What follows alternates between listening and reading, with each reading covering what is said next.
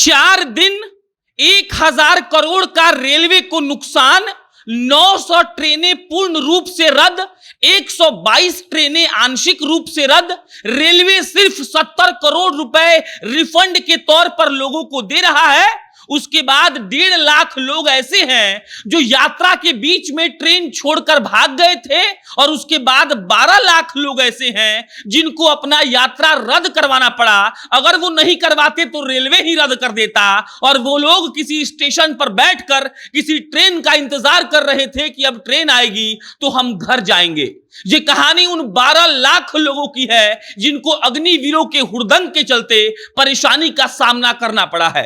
ये कहानी उस रेलवे विभाग की है जिसको मेरे जैसा पत्रकार चिल्लाकर कहता है कि आप लॉस में क्यों चल रहे हैं, लेकिन कुछ हुड़दंगी आते हैं और 1000 करोड़ रुपए का नुकसान महज 4 दिन में करके चले जाते हैं और उन पर कुछ कार्रवाई नहीं होती है। अब नमस्कार, मेरा नाम प्रशांत राय है, आप जनता जंक्शन देख रहे हैं। 4 दिन के उपद्रव में भारतीय रेल को 1000 करोड़ रुपए का नुकसान उठाना पड़ा। आप ये बात याद रखिएगा कि हम सिर्फ वो आंकड़ों की बात कर रहे हैं जो सरकारी तंत्र में दर्ज है। मतलब कि अगर बोगी जला दिया गया तो सरकार को मालूम है, लेकिन गया के एक दुकानदार का अगर 10 लाख रुपया लूट लिया गया तो उसको इसमें नहीं जोड़ा गया है। आरा स्टेशन पर किसी दुकानदार से 5 लाख रुपया छीन लिया गया तो उसको इसमें नहीं जोड़ा गया है। और ये अब जब आंकड़ा आप जोड़ेंगे तो ये 5000 करोड़ तक जाएगा।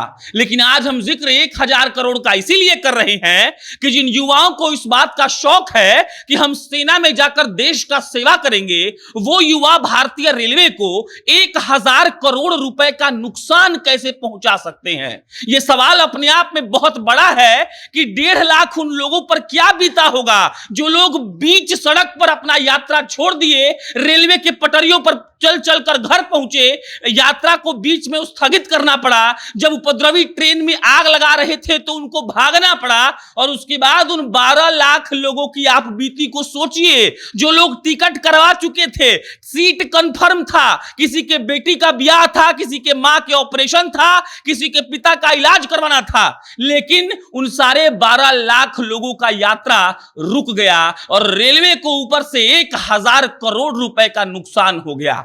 ये कहानी उस 5 दिन पहले शुरू हुई। सड़कों पर युवा लाठी लेकर निकले, सारे स्टेशनों को तोड़फोड़ दिए, और उसके बाद आज एक रिपोर्ट आई है जो रिपोर्ट ये कहती है कि अग्निवीरों के नौजवानों ने, लेकिन हम उसको अग्निवीर वाले हुड़दंगी कहते हैं, 1000 करोड़ रुपए की चपत उन लोगों ने भारतीय रेलवे को लगा दी है। आप सोचिए कि विरोध के नाम पर सरकारी संपत्ति को हानि पहुंचाना कितना जायज है। आप सोचिए कि जो रेलवे पहले से घाटा में चल रहा है वो अब 70 करोड़ रुपया का रिफंड करेगा। आप सोचिए कि 922 ट्रेन कैंसिल किया गया।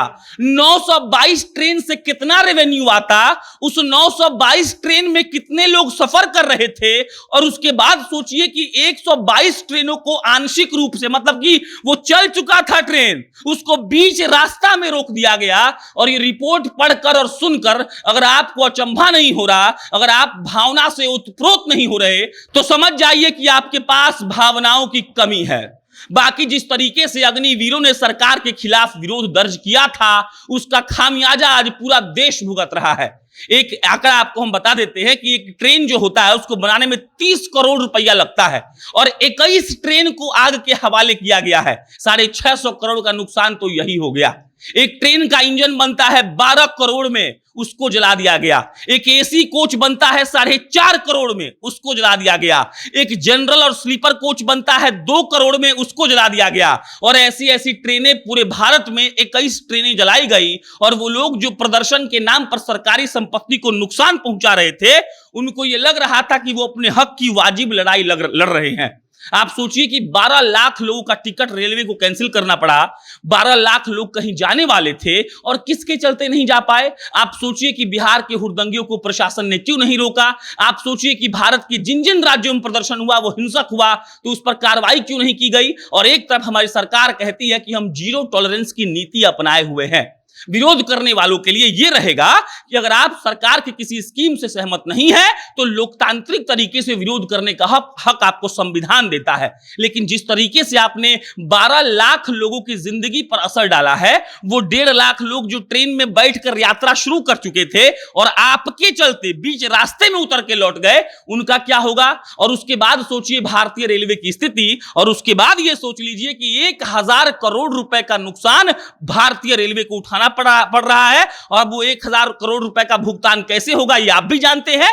टिकट का दाम बढ़ाया जाएगा, प्लेटफॉर्म टिकट का दाम बढ़ेगा और आप लोग फिर झंडा लेकर चिल्लाएंगे कि महंगाई अपने चरम पर है, मोदी जी और नीतीश जी हाय हाय।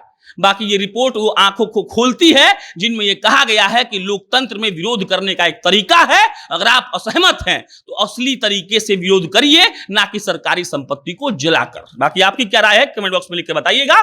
मेरा नाम प्रशांत राय है, आप जनता जंक्शन देख रहे थे। बहुत बहुत धन्यवाद।